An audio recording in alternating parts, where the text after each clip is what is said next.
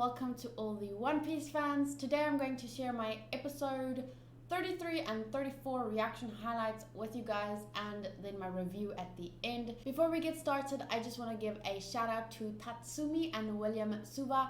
Thank you guys so much for being a level 4 patrons. That helps me out so much.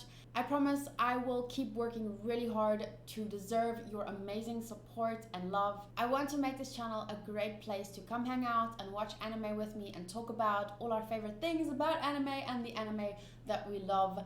And I couldn't do that without your support, so I'm so grateful. Thank you so much. I would absolutely love if there were a few people in the comments, just one or two, that would write, "Thank you so much Tatsumi, thank you so much William Suva for making my content possible." Okay, without further ado, let's jump right into my episode 33 reaction highlights. Oh, he's so mad about that. Ooh.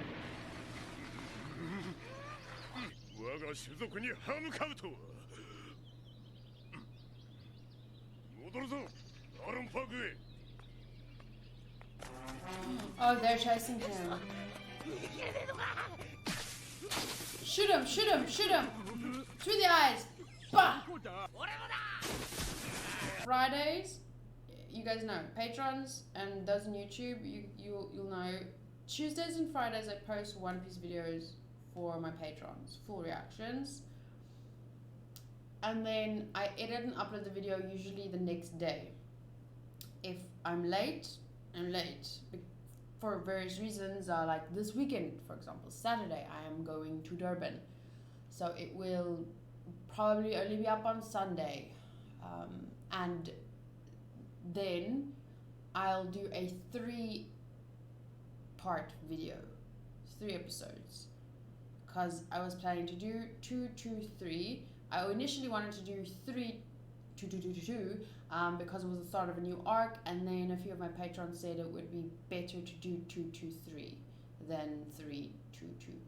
And there we go. Now it's time for the review. I already wrote my notes. I did try and hold back a little bit, like keep it short and to the point, because sometimes I end up rambling a lot in my notes, and that means my reviews get really long. And you guys know that I had a poll up. Well, most of you probably saw I had a poll up the other day, who actually listens to my review. Should I just write the notes? And I told myself, if at least like 500 people say they actually listen to my reviews, then I will keep doing them, because 500 people is a lot. And I think 36% of the poll, or let me just quickly double check actually. Here's the poll, and it shows here 35% says I listen to your One Piece reviews, and 6.6 thousand votes. 35% is definitely more than 500 people.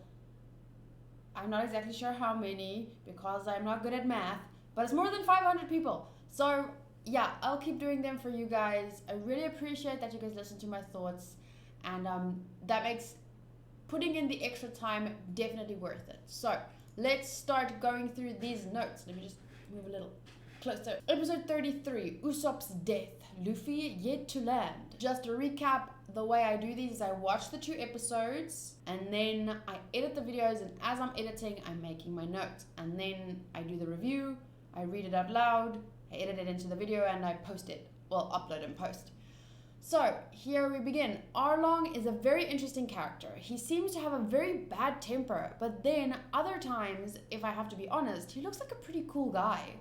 Not taking into account the fact that he's basically the Hitler of the fishmen, I was actually super shocked about the way he reacted when he found out his men had been beaten up by Zoro. He was actually really like concerned and caring, which is so at odds with how he, reacted, or how he acts towards most humans, because he's this really, I don't know, he's really a complicated character for me. He has these moments where he's like really, oh, you're not bad for a human, and then totally rage moment when he was kind of like shown up by a human, Usopp, when Usopp, shot him. And then this moment where he's like so concerned and like, oh, my comrades, like, is really very interesting. I just find him very interesting. He was so dramatic and actually looked like he cared about them. This is very different compared to the last villain, who was Don Krieg, who literally shot his men for just questioning him. The villains so far have actually all been really interesting. In the last notes file I shared, I started a list for the weirdest One Piece villains.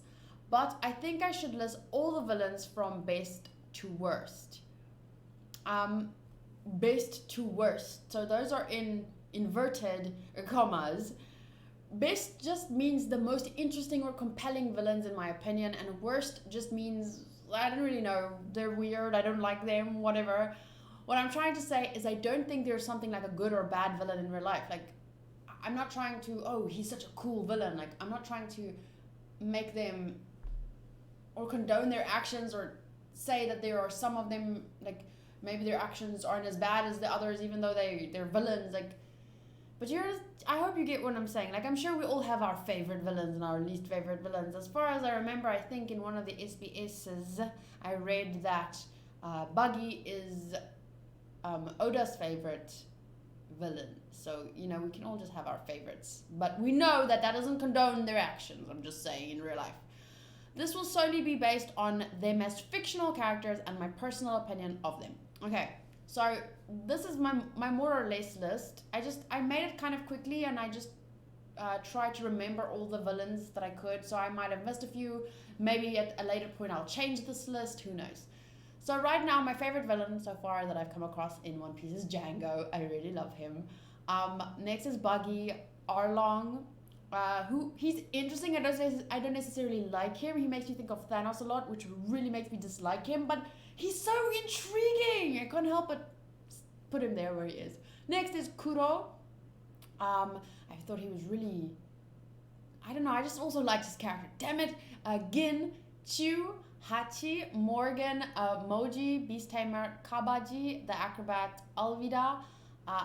Maybe I would put Alvida above, a little bit more up at a later point. I don't know if she's gonna be shown again. I don't know, but she was just so short-lived. So that's why I put her there. But she's also very interesting, this ugly woman that just wants everyone to say she's beautiful. Does she own a mirror? I don't know. Don Krieg, I really disliked him. Helmeppo, the Mouse Marine, maybe no, I don't like him. Pearl, the Shield Dude, and then the Nyaban brothers. Should they be that low? Yeah, they maybe. I like Pearl, the Shield Dude, less than I like the Nyaban brothers. So I'm gonna actually move that around. There we go. Okay. When the fishmen are talking about Nami possibly betraying them, I was surprised that they hadn't already thought of this at some point, since Nami's specialty is literally betrayal. But the more I see the situation and see what Nami and Arlong are like, the more I realize there was no way that was going to happen. There would be no way for Nami to betray them, since she says not even Luffy and them can fight real monsters, even with their monster-like power or strength. The only choice she had was to work with Arlong and make a deal with him. See, I'm going to highlight this because later in the in the notes I say something about that, and I didn't remember. Like I said this somewhere, and I was like, where did I say it? And now I see where I said it. But that made me think, well, what if Arlong doesn't stay true to his word? He's a bad guy after all. How could she even trust that he will do what he said? But he did say, I would rather kill myself than break a promise over money. I find it difficult to believe that, but it seems to be the kind of person Arlong is. At least he has no reason to keep saying it amongst his comrades if it weren't true. I'm not sure if I will ever find out if he would have kept his word, since she hasn't saved up enough to buy the town yet, and Luffy and them are here. It will probably end up in a fight, and as long as they're fighting on land, I believe Luffy, Zoro, and Sanji can defeat Arlong and his crew. So I don't know if we'll ever, I don't know if I'm ever going to find out, would he have kept his word? What was going to happen after that? Because I feel like, she's not going to have to pay him the 100 million belly because Luffy's going to fight and they're going to take her and whatever. Because she's going to join the crew, we know. Okay. I find it really strange how much Arlong and his crew respect Nami. They treat her with well, they treat her with well. They treat her well and even call her intelligent. I know she has an important skill that they need, but she's in a sense very lucky they pretty much see her as a comrade. I don't know much about history, but there are many examples of racism from humanity's past, and I've never seen an extremist racist, like an extremist racist group, like Arlong and his men clearly are, who treats someone of the race that they hate like an equal. Like it's really clear that they're extremists. They're not just like, how do I put this without? It's one thing to make stereotypes, because technically if you make a stereotype, like, what's a stereotype? I don't want to, see, I'm too scared to even say a stereotype because then people are going to think I'm racist. Because, like, everyone has stereotypes, not just of people of different races, but people of different cultures, people of different, and really most stuff like that, the way you think, it's usually the culture of a person, not necessarily their race. So maybe that's why it's technically not racist if you say, like, oh, X race is bad at cooking. X race is bad. Like, I know in South Africa, a lot of people say people from a certain area is bad drivers. And, like, sometimes you have stereotypes, but that doesn't necessarily make you racist. So what I'm trying to say is, these are extremists. Like, they see themselves as literally superior to regular humans, whatever you want to call them. And not only do they they don't just see themselves as superior, they see them as like worthless. Like you can just take their life and kill them, whatever, who cares? They're just human, you know? Like, whatever. That to me is extremist, obviously. And like, it's just difficult for me to understand like how they treat Nami so well. Like, usually I would imagine in Hitler, even if someone Hitler hated had a skill he needed, I don't think he would treat him like with respect and almost like they're nice to her, they like her. Like, if you're really like a racist, then I don't know, like it kind of fucks with my mind. Then again, he does work with a marine that looks like a mouse. I guess as long as someone can be of benefit to him, like Nami bringing him a lot of money, it doesn't bother him what race they are. It's a little confusing, but let's see where the story goes with it. I just noticed Nami's choice of words here. I find it kind of funny looking back. Not funny in a ha-ha way, but just funny because it's a good play on words in a sense. She says, "So I will at least let you die by my hand." Huh? Because she cuts her hand and not here. Okay, I thought it was funny. This and then this expression is absolutely iconic. Let me just actually, I like my notes to look good or look properly. There we go. I think this is an amazing expression. It conveys the scene, the emotion, everything so good. Like it was really good. I was like, whoa. I can't wait to read the comments explaining why Nami couldn't have allowed Usopp to escape, because obviously there's a huge chance Arlong would have caught him again and killed him immediately.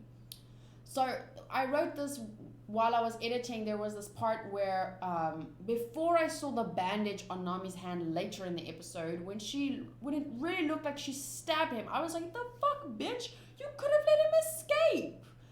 If you were really like not nice, like we know you are, like I know you are, like you're a good person. If you really were like forgivable, you would have just let the man run away and but so while I was editing and I said that, because I call people bitches all the time, and it's like a thing, like, yo bitch, what's up bitch, whatever. But then you can also be like, what a bitch, like I actually mean it with her, I meant it anyway. So I was like, oh, people are gonna argue with me and be like, she couldn't have let him escape because Arlong would have caught him and I realized that later. Obviously I didn't realize it was faked until I saw the bandage on her hand, but I'm looking forward to see how many people get mad at me for calling her a bitch and saying she could have easily let him escape before I knew what really happened. I might be wrong though. maybe the Nami fans aren't that vindictive and will give me a chance to figure things out for myself before commenting their helpful explanations. Because I know how it is, like when you like a character and you're watching a reaction and you're just there to watch the reaction, you don't give a fuck about the review or my actual thoughts. A lot of people, and I'm not saying One Piece fans, this happens in a lot of anime, I can almost see them sitting there behind their screens or on their phone, I don't know, and then when I say something they don't like, they immediately start commenting like and then post, and then they click out before I even like get to explain like my thoughts or you know, whatever. But like I said, maybe I'm just like burned by past experience and it won't happen this time, but I'll see. And anyway, the nice comments always drown out the negative ones. Questions I have after the episode. Why is that map of Kokoyashi village suspicious? Wouldn't it be normal to have a map of the place you want to buy? I didn't know why that map was so suspicious to them. Why would he was like, oh, Kokoyashi village is marked. Well, yeah, she wants to buy the place for a fucking 100 million, Betty. Why is it so suspicious? I don't know. If Nami was going to buy the village, would Arlong have left it alone? Would it have been like an independent state in Arlong's empire, or how was that going to work? I don't know. Here's a fun question. Does Chu say Chu because his name is Chu, or is Chu named Chu because he says Chu? You know how Chu says like Chu? Like, is he named Chu because he says Chu, or does he say Chu because he's named Chu? Did I say that right? It's like a tongue twister. It's fun. You try and say that. Last question. I wonder why Nami keeps saying, just like Arlong, you understand. She also told Nojiko that Arlong is the only one that understands her, or something like that. For some reason, this was in a past episode, not 33 or 34. I think it was in like 31 or 32. For some reason, it feels like they have this weird father/daughter/captive relationship. It makes me think of Stockholm Syndrome. Feelings of trust or affection felt in many cases of kidnapping or hostage taking by a victim towards a captor. So I know that she had a foster mother. Doesn't look like she had a father. I also think of, you know, Gamora and Thanos. Like, he took her hostage and he became her father essentially. And Arlong makes you think of Thanos a bit. And maybe that's why I feel like that, or I don't know. But it kind of, the way she talks about him kind of makes it feel like she has a weird relationship with him. Like, almost like Gamora had with Thanos, in a way. I don't know. Why do I keep talking about Marvel when in anime reviews? I make all these links sometimes. I'll stop. Episode 34, Reunited. Usopp tells Nami's true story. I feel like Luffy reacts very harshly to poor Johnny, trying to tell him what he saw. And he literally saw exactly what Nami wanted him to see. So it's not like he's lying or making it seem worse than it was, because she literally intended it to look like she killed Usopp.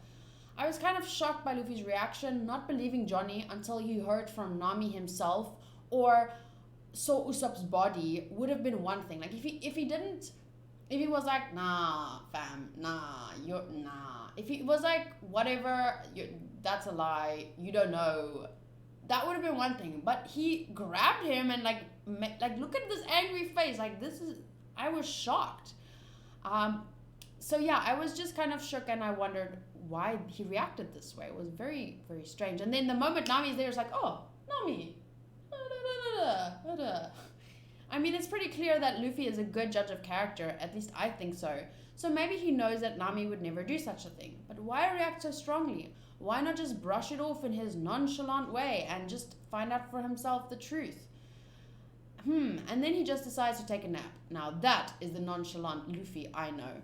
I'm currently laughing at myself for laughing at the moment when Chu spat water at the purple-haired marine captain. I laughed out loud and then stopped laughing because I didn't want to laugh at the guy that was actually coming to save the people who were basically being held captive by Arlong.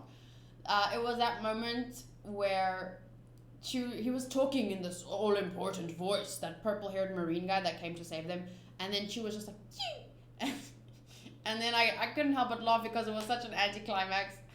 And I just wanted to point out that was a really funny moment.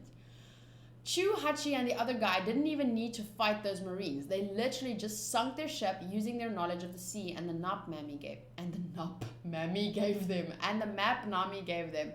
That's why I said earlier, if Luffy and them can just fight Arlong and his crew on land, I think the fight would be difficult, but they would win.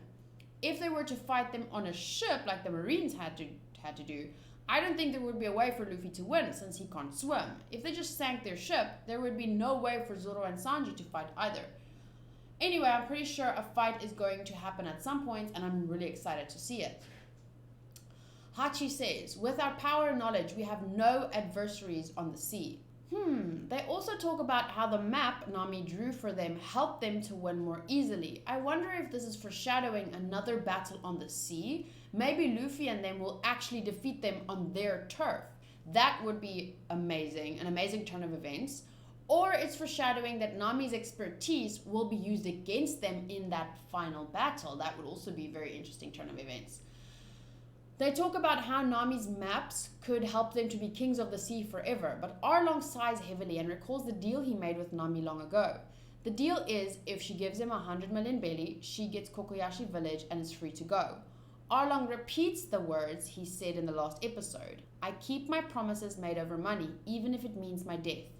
Whenever something like that gets repeated, I always have to make a note of it, because it has to be something important or something that will come into play again in the height of this arc. A good writer never writes something just for the sake of writing it. If something is repeated, it's repeated for a reason. You think about every word you use, every sentence. What does this mean for my character? How would they say this? Why would they do that? When you create a character, when you write a story, everything is done intentionally. Especially if you're a good writer. You don't just choose an outfit for them to wear. You choose why they wear that outfit, why they act that way. Everything contributes to the overall story. Everything has meaning. This is definitely highlighting a very important part of Arlong's character, and it wouldn't be for no reason. At least that's what I think. I believe this is a very revealing visual. Here where she stabs Usopp and says, I have no other choice. I think it is a little peek into Nami's backstory and her reasons for working with Arlong. I got a sense earlier that she had no other choice but to work with Arlong. I think I might have mentioned this too, but I'm not exactly sure what my words were. Since I highlighted it, I can go back. Highlighted it. I said here, the only choice she had was to work with Arlong and make a deal with him. So I already got that sense in the last episode, and here that kind of motif or theme, or I have no other choice, it's repeated. And I think Oda does a really good job of making you feel things before you even see them, and then they get repeated, and it's all these hints and things that set up this amazing story. It's just building a really good foundation. Where was I? I think the moment when Nami was with Nojiko and she had messed up the whole house was when I related to her the most. Or when I related to her for the first time, let's put it that way. Before that, there were times I didn't like her, and times I could understand her actions but didn't necessarily condone them or relate to her in any way. But that scene made me relate to her as an individual. There are millions of people all over the world. There is no way we could like every other person in the world, whether they're good or not. Some people just don't get along or sync up in any way because their personalities are too different. I always say that you don't have to like everyone, but you have to respect every person. I don't expect everyone to like me. There will be people in this world that I just rub the wrong way. Maybe they don't like my voice, the way I talk, my beliefs, or whatever. Have you ever had that feeling where you think, oh my gosh, that guy has such a punchable face? Like you see that guy's face and you don't know who he is, but you just want to punch him. You feel like, yeah, that's what I mean. Like, I'm pretty sure there's people in the world that think I just have a punchable face. Like, when I talk, they're just like, oh, I hate when that girl talks. And it's not like I'm saying anything bad or I did anything to them. Something about me just doesn't mix with them. And then that's fine. But you can have those kind of people in the world. I mean, you can have those kind of people in your life and they shouldn't be offended by it because they probably have people in their lives too that they just don't mix with. But that shouldn't affect how you treat them. You have to treat them with respect still.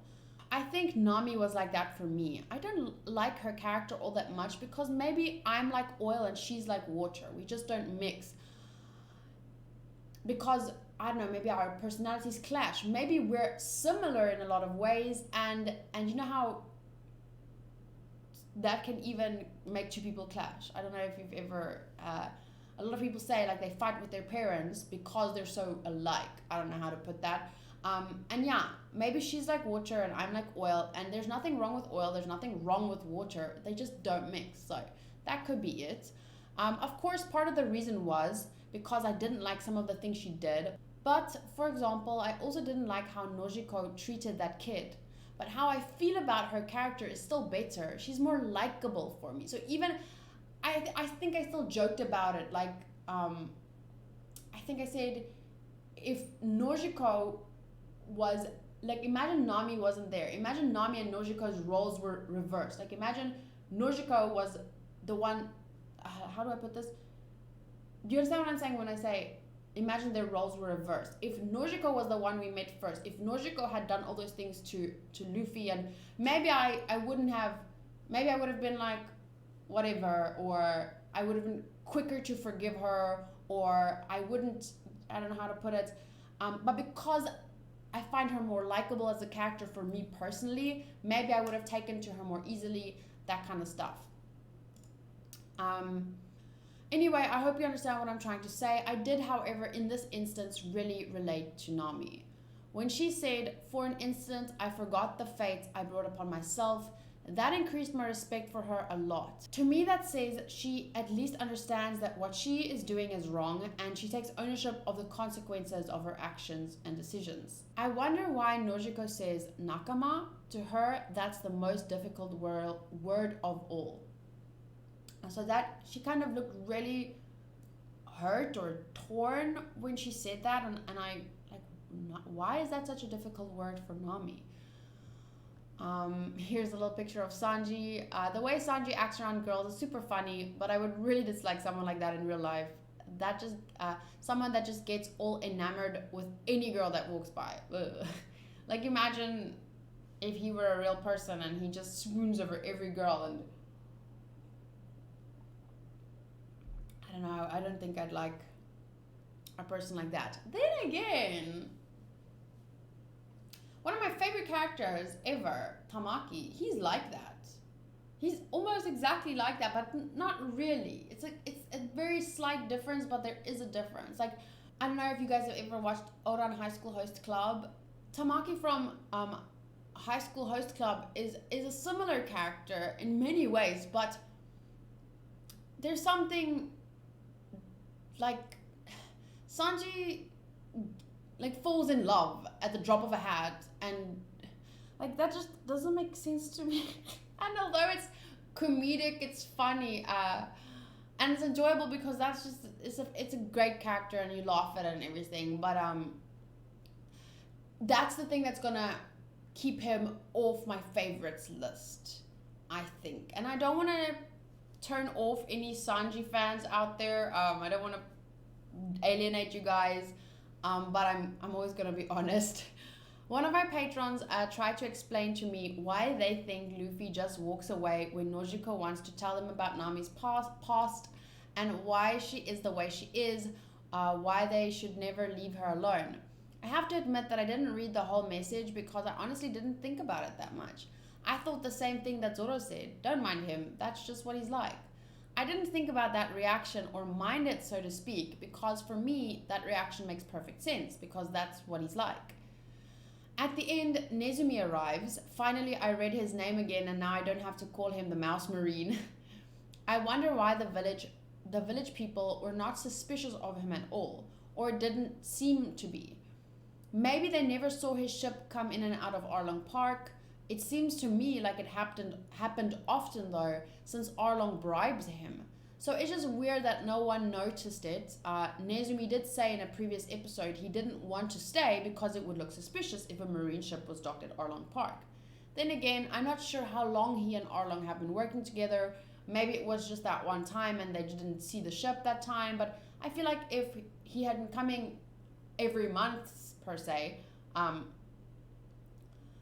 feel like someone would have noticed and seen like a marine ship, and I think it has the number on. Like if that marine ship 157 kept going to Arlong Park and leaving, that they should have been suspicious, but I don't know the details. So I'm gonna have to see how things pan out. Conclusively, these were 2 really good episodes, and I'm really looking forward to see how the story unfolds. Yeah, I enjoyed these 2 episodes. I enjoyed sharing my reaction with you guys. I love watching anime with you. Thank you to my patrons who shared your comments on Patreon. What I'm going to do for the comments on YouTube from now on is I'm going to leave it for 24 hours. Maybe like the first couple of comments that come through are people with notifications turned on. So I'll read a couple at the start. And then I'm going to leave it for 24 hours. And then you guys, if you can scroll through the comments and like a few good ones and dislike any spoilery ones, that makes it easier for my mods to find. And then I will just read top comments. Like I will make sure, like if a comment doesn't have 10 likes or more, I wouldn't read it.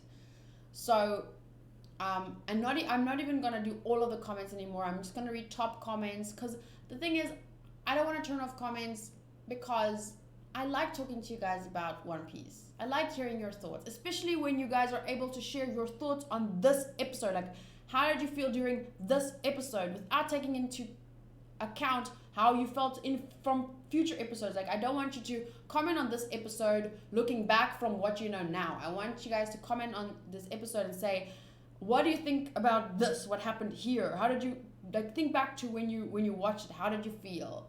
You can just say, when I watched this for the first time, I felt this way, and that's it. And not comma, but now looking back, because that hints at things, and you don't do that. But yeah, I will make sure to not read for 24 hours, and then I'll come back and read top comments only, 10 or 15 likes minimum. So yeah, if you guys want, you can help me out by going through some comments and liking all the good ones, non-spoilery, and disliking spoilery ones. Yeah. Phew, okay, so that's enough from me today. Really having fun with One Piece. It's been so much fun to get to know these characters and to get to know the fans. You guys are great. I feel so welcomed, and I feel excited to watch this arc. I'm more excited than I felt at the start, because at the start I was like, ooh, what if I don't like Nami? But I'm definitely starting to warm up to her character. And yeah, I'm looking forward to the next 3 episodes. I will be posting, my next video will have 3 episodes. I think it should be posted on Sunday, not Saturday, because on Saturday I won't be home. But I will post the 3 full reactions for patrons on Friday, edit it on when I get home on Saturday, and then finish it on Sunday, because for the most of Saturday I will not be home. Phew, cool. Thank you guys so much for being here, and just another thank you to Tatsumi and William Suva for sponsoring this video. You guys are great. See you all next time. Bye.